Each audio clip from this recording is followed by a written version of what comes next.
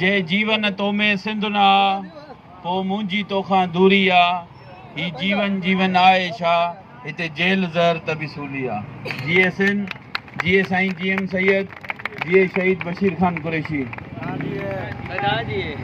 शहीद शाह इनायत जे शहर जा गैरतमंद भाइरो दोस्तों, अॼु तव्हां वटि दावत खणी आया आहियूं त 26 तारीख़ ते तव्हांजे शहर सिजावल में गॾु पिया थियूं। इन जे लाइ त असां सिंधी हिकु हज़ारे साला जुदा क़ौम आहियूं। असांजो ख़ुशहाल वतन रहियो आहे। असां प्यार मोहबत अमन रवादारीअ सां रहिया आहियूं। असांजी सिंध खे मंशात जहिड़े हिकिड़े मर्ज़ में वकोड़ियो वियो आहे। मंशात काॾां अचे थी, कहिड़े इलाइक़नि मां अचे थी, काथे तयारु थिए थी, उहा तव्हां असां सभिनी खे ख़बर आहे। उहो कीअं अचे थी, केतिरियूं मंथलियूं ॾियनि था, उन में केरु इन्वॉल्व आहे, उहो बि तव्हांखे ख़बर आहे। पर तव्हां इहो नथा सोचो त तव्हांजे मासूम बचड़नि जी ज़िंदगी तबाह थी रही आहे, नौजवाननि जी ज़िंदगी तबाह थी रही आहे। त इन जे लाइ आवाज़ उथारियूं त जीअं हीअ मंशात बंदि थी वञे, इन जो ख़ात्मो अची वञे। मंशात जा जेके वॾा वॾा वापारी आहिनि, पोइ उहे ठटे में हुजनि, सिजावल में हुजनि, बदीन में हुजनि, टंडो मोहम्मद खान में हुजनि या ॿिए कंहिं ज़िले में हुजनि, असां उन्हनि सभिनी मंशात फरोशनि जी लिस्ट ठाही आहे। इंतिज़ामिया खे चऊं था त इन्हनि मंशात फरोशनि खे ॿुझो ॾिनो वञे त जीअं शहरनि में का मंशात न पहुचे, नौजवान नसुलनि जी ज़िंदगी बची सघे, इन मंशात खां धरती पाक थी सघे। मुंहिंजा दोस्तो ऐं साथियो, असां सां हिते बिटो मयार रखियो वियो आहे। तव्हां जे नालनि ते, तव्हांजे शहरनि जे नालनि ते जेके वॾियूं वॾियूं बजटियूं अचनि थियूं, उहे उन्हनि शहरनि ते ख़र्च नथियूं कयूं वञनि। शहरनि जा हाल कीअं लॻा पिया आहिनि, बिजली न आहे, पाणी न आहे, गैस न आहे। गैस जी चोरी एतिरी वधी वई आहे जो जेके चोर आहिनि उहे गैस खे सप्लाई कनि था उन्हनि ई धरतीअ जे मालिकनि खे, पर उन्हनि खां पैसा वठनि था,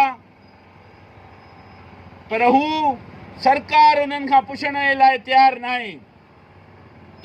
मंशात एतिरी वधी वई आहे जो पुलिस जी सरपरस्तीअ में हर ज़िले, तालुके, हर ॻोठ में पहुचाई थी वञे। इस्पतालुनि में दवाऊं न आहिनि।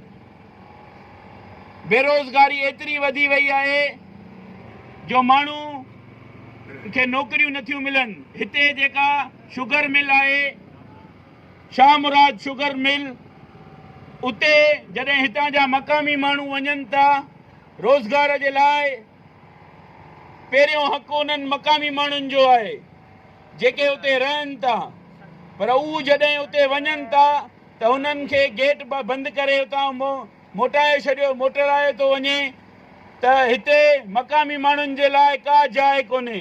असां इन शइ जी मज़म्मत कयूं था। शाह मुराद शुगर मिल में सिंधी माण्हुनि खे भर्ती कयो वञे, हितां जे मक़ामी माण्हुनि खे भर्ती कयो वञे, न त ॿी सूरत में जिदोजहद कंदासीं, न छॾींदासीं। असां तव्हांखे ॿुधाइण घुरूं था त ही मंशात, बुख, बेरोज़गारी एतिरी वधी वई आहे जो नौजवान नस्ल तबाह थी रहियो आहे। अमन अमान जो जेको मसइलो आहे, शहरनि में लाक़ानूनियत वधी वई आहे। माण्हू पंहिंजे घरनि में महफ़ूज़ न आहिनि, माण्हू कंहिं बि जॻह ते महफ़ूज़ न आहिनि, पंहिंजे दुकाननि ते महफ़ूज़ न आहिनि। उन्हनि खे ॾींहं ॾिठे जो फुरियूं कयूं थियूं वञनि, उन्हनि खां मंथलियूं वतियूं थियूं वञनि, पर उन्हनि जो को तदारुक कोन थो थिए।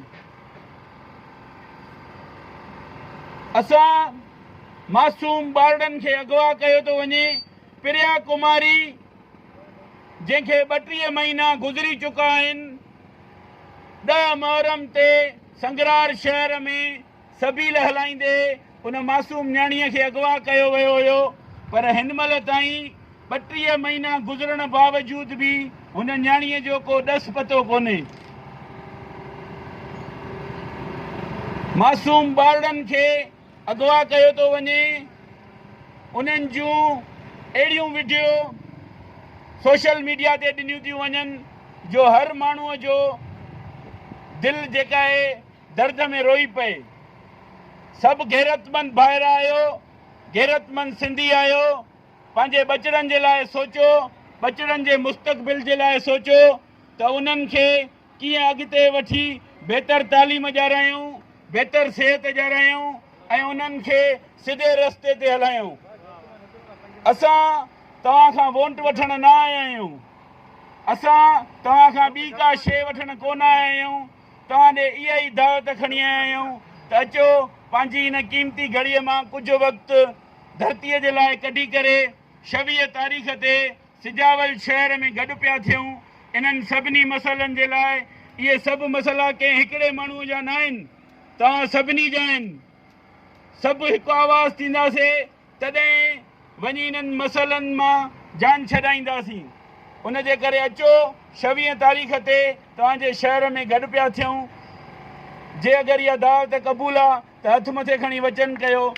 मूंखे बि हिन तव्हांजे खयल हथनि जो कसम। नाज़रीन, सिंध आवाज़ न्यूज़ खे यूट्यूब ते ॾिसण लाइ मथे ॾिनल लिंक खे खोले सब्सक्राइब करियो। सिंध आवाज़ न्यूज़ यूट्यूब चैनल, ऐं रहो हर ख़बर खां बाख़बर।